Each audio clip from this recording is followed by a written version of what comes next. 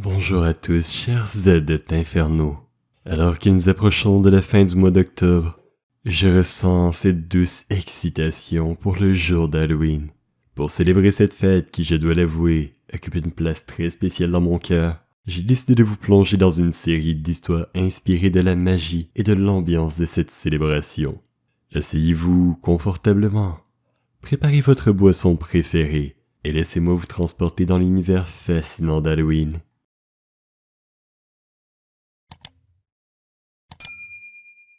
Dans une vieille ville aux rues labyrinthiques, Alexandre erra jusqu'à une boutique ancienne, nichée entre deux bâtiments délabrés.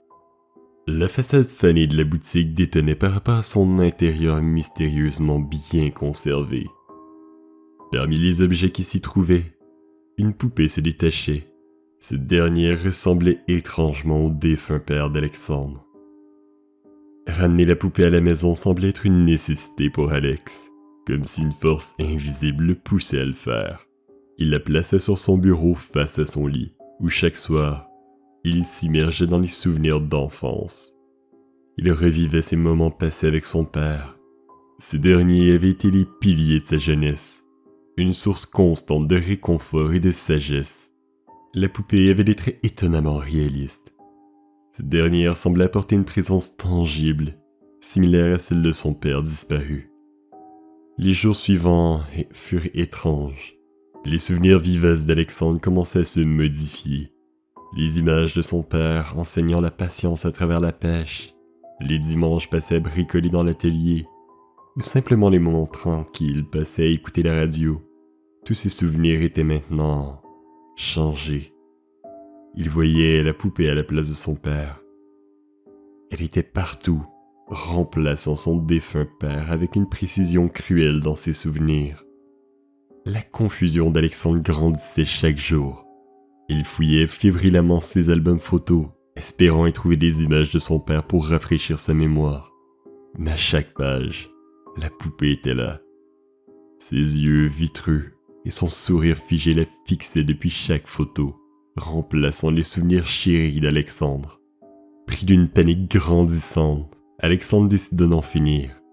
Il emporta la poupée jusqu'à la rivière qui serpentait la périphérie de la ville, et sans un regard en arrière, il la jeta dans les eaux sombres, espérant que la distance mettrait fin à l'emprise qu'il avait sur sa vie. Mais alors qu'il disparaissait dans les profondeurs, les derniers fragments des souvenirs d'Alexandre s'évaporèrent. Le visage de son père, autrefois clair comme le jour dans son esprit, était maintenant introuvable. Perdu dans une douleur incommensurable, Alexandre passait ses journées à déambuler près de la rivière, cherchant désespérément un signe, une trace, un fragment de son père. Mais tout ce qu'il voyait jour après jour était le reflet d'un homme brisé, hanté par une poupée, et la mémoire volée d'un père aimé. Au fur des jours qui avançaient, une pensée commençait à germer dans l'esprit d'Alexandre. Et si cette poupée était en réalité vraiment liée à son père? Les traits étaient si ressemblants après tout. Cette force mystérieuse qui l'avait poussé à l'acheter. Peut-être que d'une manière ou d'une autre, l'âme de son père était incarnée dans cette poupée. Nuit après nuit, il rêva de son père. Ce dernier lui parlant des profondeurs de l'eau, l'appelant, lui demandant pourquoi il avait abandonné une seconde fois. Les rêves étaient si réels. Alexandre pouvait sentir l'étreinte de son père, entendre sa voix chaude, sentir l'odeur de son après-rasage. Un matin déterminé, Alexandre revint à la rivière. Il plongea, cherchant désespérément la poupée. Après ce qui lui sembla être des heures, ses mains touchèrent enfin le tissu familier de la poupée. Avec un regard rempli d'amour et de tendresse, Alexandre murmura tendrement « Je t'ai trouvé, papa ». Au moment même où ce dernier prit la poupée dans ses bras, il perdit conscience, se faisant engloutir par les flots. Quelques semaines plus tard, Jean-Michel, un ami de la famille, alla dans la boutique qu'Alexandre lui avait parlé au téléphone. Peut-être que là, il trouverait des réponses suite à la disparition de son ami. Et c'est là qu'il l'a vue, une poupée ressemblant comme deux gouttes d'eau à Alexandre. Sans trop y penser, il prit la poupée et l'amena avec lui. Dans la petite ville d'Aberville, alors que le crépuscule enveloppait les rues d'une atmosphère orangée et que les enfants se préparaient pour la nuit d'Halloween, une rumeur persistait depuis des générations. Elle concernait une vieille demeure victorienne. Cette maison, malgré son air délabré et son aura sinistre, attirait chaque année les enfants les plus audacieux. Selon la légende, la vieille femme qui y résidait offrait les meilleurs bonbons du quartier. Théo était, selon ses propres dires, un adolescent au courage exceptionnel. Il avait vu nombreux films d'horreur que beaucoup de ses amis n'avaient pas osé regarder. Il avait monté la plus haute clôture de son quartier. Le grenier, soi-disant hanté de Mathias, ne l'avait même pas effrayé. Et sans oublier sa nuitée qu'il avait passée au cimetière de la ville. Cette année-là, il avait fait sa mission d'obtenir ses bonbons légendaires et de prouver à tous qu'il n'avait rien à y craindre. Il s'est mis à marcher d'un pas décidé, approchant la demeure de la vieille femme. Chaque fenêtre était illustrée d'une faible lueur, et on pouvait entendre une douce mélodie dans l'air. Au moment où il franchissait la grille grinçante, un frisson parcourut son échine. Il se rappela sa quête et s'avança. Son cœur battait la chamade, mais il finit tout de même par se rendre jusqu'à la porte principale. Avant même qu'il n'ait pu frapper, la porte s'ouvrit lentement, dévoilant un long couloir sombre. Sur une petite table à l'entrée, une assiette débordante de bonbons multicolores l'attendait. Sans hésiter, Théo en prit une poignée et les glissa dans son sac. En quittant la propriété, une sensation étrange l'envahit. Il se sentait à la fois euphorique et terrifié. Rentrant chez lui, il dévora quelques-uns des bonbons. Ils avaient un goût sucré, mais avec une pointe d'amertume qui lui chatouillait la gorge. Chaque bouchée semblait éveiller en lui des souvenirs qu'il ne connaissait pas. Des rires d'enfants, des cris, des murmures, une sensation de peur. Après un long moment à trouver le sommeil, Théo finit par s'endormir et rêva d'Halloween passé. Il vit des visages familiers, des enfants du quartier qu'il avait connus, ou du moins dont il se rappelait. Ces derniers riaient et jouaient, puis s'approchaient de la vieille demeure. Ils étaient attirés par la lumière, tels les papillons de nuit. Mais après avoir goûté aux bonbons, leurs visages se figeaient. Leurs yeux devenaient vitreux, et leur corps se figeait, se tordant et rapetissant, jusqu'à ce que ces derniers ne deviennent qu'une petite boule sanglante. Mais le pire, c'est que malgré la douleur, il restait conscient, incapable de crier, de parler, de faire quoi que ce soit. Une main vieille et aigrie ramassa Théo. C'est là qu'il comprit l'horreur de sa situation. Non seulement avait-il dégusté les bonbons qui étaient en fait des jeunes enfants, mais par sa gourmandise, il était devenu lui-même une partie même du festin. Chaque année, alors que les feuilles prenaient une teinte dorée et que l'air se remplit d'une fraîcheur mordante, un étrange phénomène se produit à la périphérie de la ville. À mesure que les jours d'Halloween approchent, un vieux carnival fait son apparition, avec uniquement un seul manège. Personne ne sait d'où il vient. Aucune personne ne semble travailler dans cet endroit. Un soir, il n'est pas là. Et pouf, le lendemain, il est là. Toujours à une location différente, mais toujours aux abords de la ville. Julien avait 13 ans et avait toujours été fasciné par ce carnival, et surtout par son manège. Sa curiosité l'avait souvent poussé à observer de loin, mais une peur inexplicable l'avait toujours empêché d'y monter. Cette année cependant, il avait décidé de prendre son courage à deux mains. Nous étions le 31 octobre, alors que le crépuscule s'installait et que les premières étoiles scintillaient dans le ciel. Julien se dirigea vers le manège. Il monta sur l'un des chevaux, son cœur battant la chamade.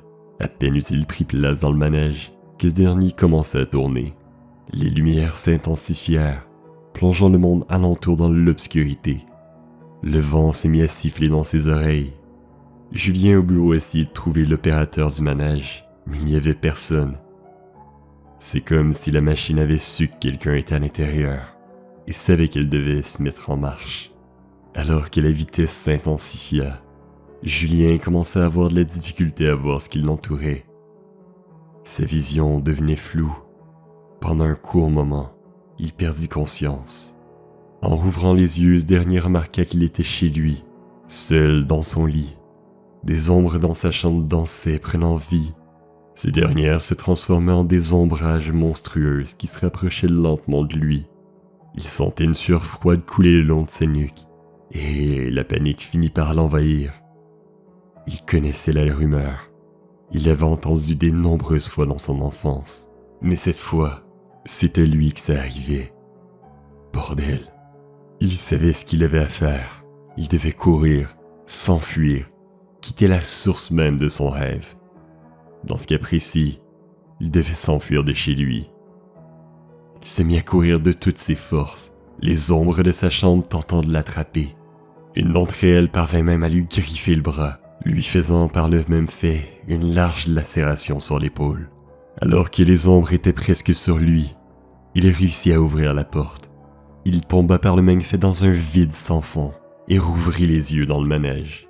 Ce dernier haletait encore, mais le manège, comme s'il savait que Julien était revenu, commençait soudainement à s'arrêter, lentement mais sûrement. Julien descendit du manège, puis sortit du carnival. Dès l'instant où il sortit, il se retourna pour voir une dernière fois cet endroit maudit. Mais à son grand désarroi, il n'y avait rien. Il prit une décision ce jour-là. La prochaine fois qu'il verrait ce foutu carnival, il le brûlerait de ses mains. Sous le ciel sombre d'Halloween, une légende persistait à Eldertown, la radio des sorcières.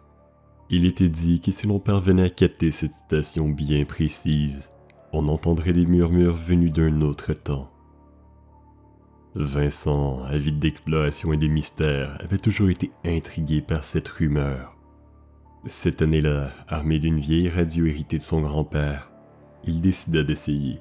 Lorsque minuit sonna, Vincent tourna lentement le cadran de la radio, cherchant désespérément la station mythique. Alors que le bruit emplissait la pièce, soudain des chuchotements se firent entendre. Des voix féminines, douces et mélodieuses, psalmodaient des incantations inconnues, teintées d'une mélancolie ancienne. Vincent était envoûté, s'accrochant à chaque syllabe, chaque murmure, chaque souffle. La pièce s'assombrit progressivement. Vincent sentit le sol se dérober sous lui. Lorsqu'il ouvrit les yeux, Eldertown avait changé.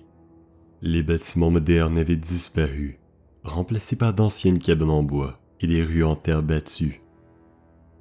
Le ciel était d'un noir d'encre, percé de milliers d'étoiles, tous brillant d'un éclat qu'il n'avait jamais vu.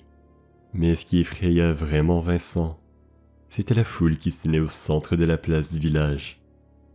Des femmes vêtues de longues robes noires, le visage pâle et les yeux vides se tenaient en cercle.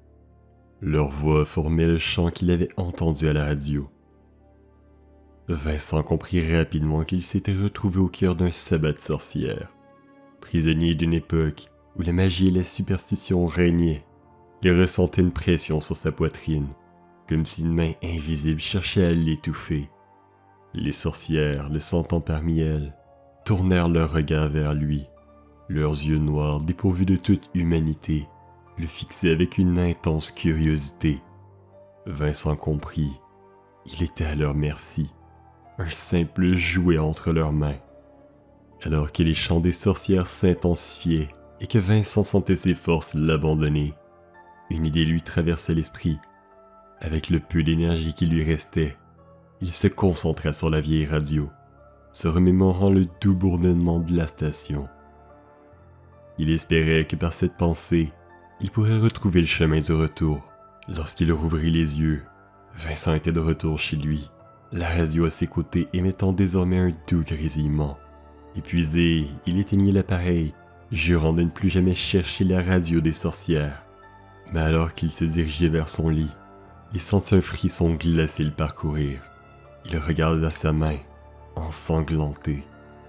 Un symbole ancien était incrusté dans sa peau, un rappel constant de la nuit où il avait dansé avec les sorcières.